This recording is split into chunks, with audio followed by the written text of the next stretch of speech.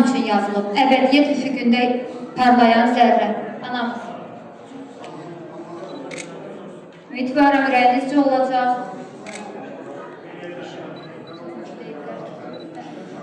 Sizə təşəkkür edirəm gəldiyinizə görə.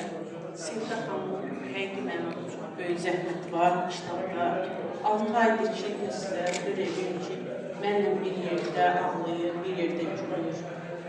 Kədərimizi, sevincimizi bir yerdə bölüşmüşük. Kitab başa gələnə qədər. Sizə təşəkkür edirəm Sevda xanım. Allah razı olsun sizdən. Sizə gəlməyəcək.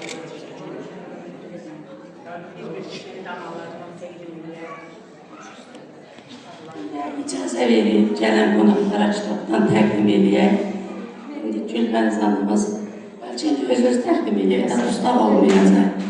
Bu cüşədə gələn qonaqlar aslımızla tanış olacaq. Əbədiyyən, sağ olun, var olun. Münasib mənim, bizim kəndimiz, Sarvan kəndinin fəxri, qüruru, Aslan İsmailovun kitabını fəxrlə qürurla sizə təqdim edirəm. Və elə mən inanıram ki, icra hakimiyyətində hər hansısa bir cüşədə öz yerini tapacaq. Bayaq dediyim kimi ev tustağı yox, cüşədə olsun. Çünki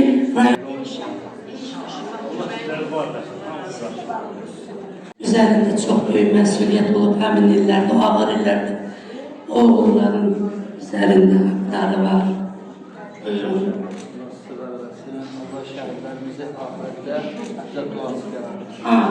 Çok sağ olun. İnşallah canım. Ama çok vaxtı mən bunları imzalayıb verim. Bu da bir çok təşəkkür edirəm Nardan əməlli. Mən həqiqətən də gözəl, vətənpərvər ruhlu evlatlar burada böyüyür bu məktəbdə. Əslində bizim evlatların ikinci ana doğma ata evi, ana evi məktəbdir. Məktəbdə aşılanır vətənpərvərlik, anaya, ataya sevgi daha güclü olur məktəbdə. Sağ olun, var olun.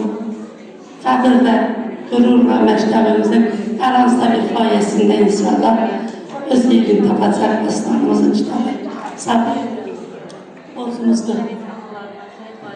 Söz verəcək, onların övladlarının xatirəsini daim edəcək. Bu bizim borcumuzdur, borcumuzu da yerinə yetirəcəyik. Sağ olun.